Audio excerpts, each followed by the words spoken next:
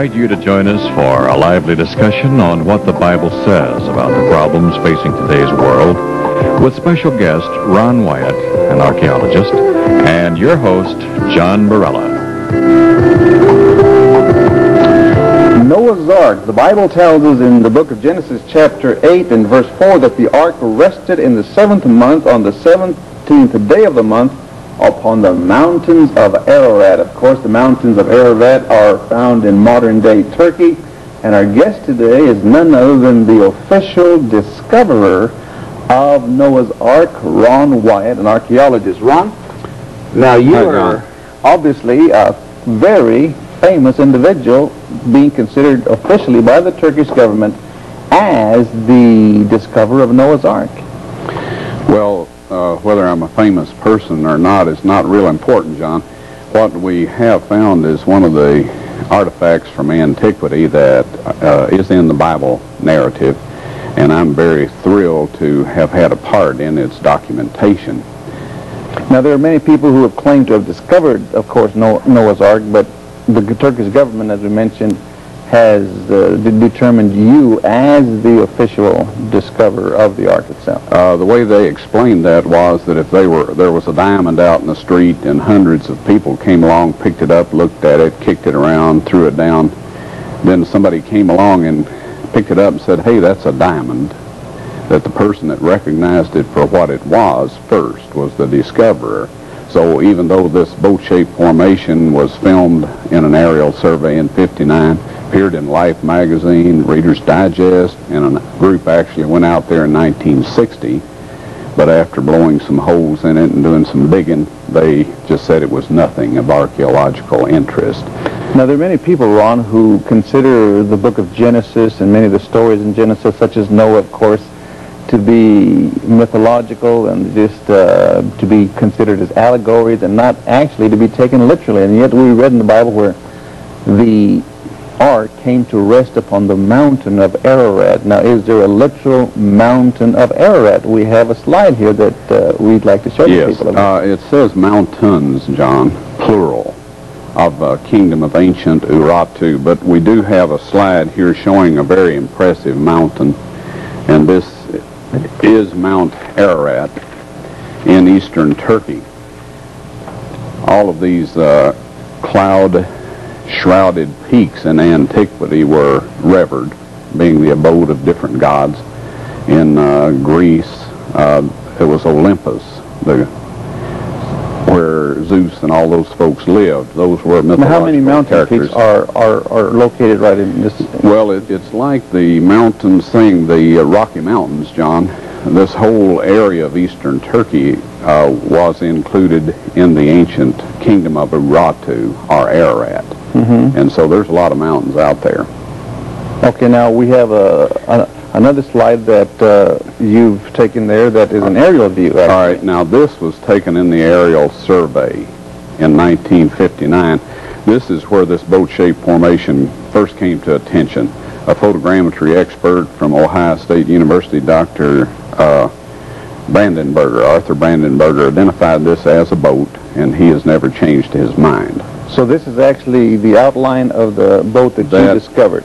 Well, this is the boat that I have documented as being the remains of Noah's Ark.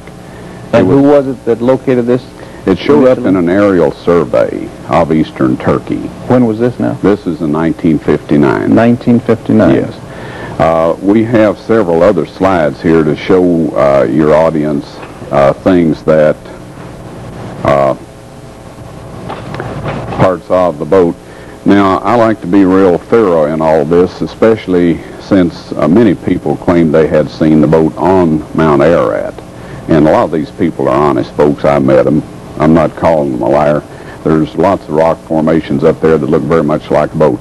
So I had a friend take a slide of me taking a sample of the boat, and this is where we first got our scientific evidence, was from the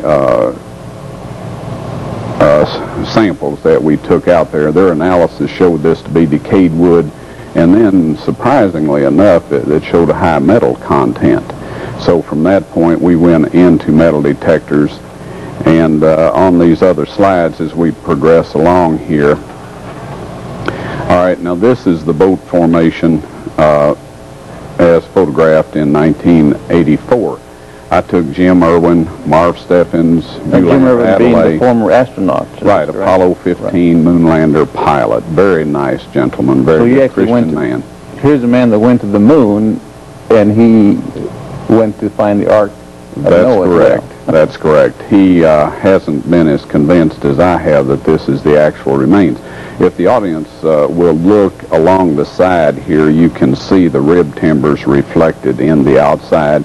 Our metal detection equipment and our subsurface interface radar equipment has verified that that indeed is timbers.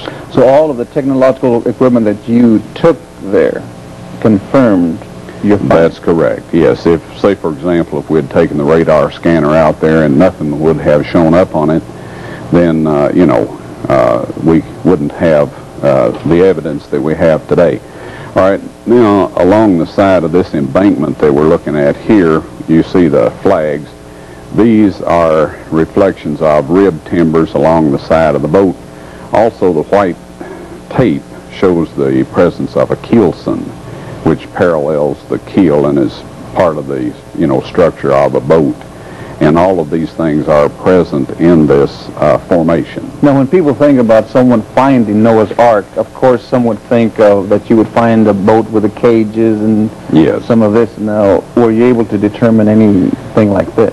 There's a lot of metal in there. We have found the outline of chambers in the craft. Some of these are shown to be clear of any debris. They're open at this point in time. So you were actually able to penetrate with your with your high-tech equipment. Right. That there's actually chambers within. That's correct. Yes. Now the size of those chambers indicates that Noah took small animals or just weaned animals on board, and so the big lumbering elephants and things of that nature apparently weren't there. They took youthful ones in, and we were able to use metal detectors, and this is Dr. John Baumgartner, who we invited out to the site and just recently got back from a trip out there. We were able to measure the depth of the deposit through an earthquake crack in 1979. Dr. Baumgartner took some very elaborate core drilling equipment out and confirmed the depth of the deposit as being 12 feet like we originally arrived at. Now we have here a photograph of some of the people that we took out there in 1984, and we have, this is me I was a little younger and the hair was a little different shade at that point in time. Here's the boat formation right here. Now what is remarkable about this site is that we were able with a metal detector in 1984 to dig in and find a petrified timber, and laying right alongside that timber is an iron bracket. We took samples of these things, had them analyzed, and that's exactly what it is. It's what it looks like. It's what the metal detector showed it to be, and the chemical analysis showed it to be 91% iron. Now, was this Ark found actually on Mount Ararat itself? No, John, it was found right across the valley from that site, approximately 12 miles away from it.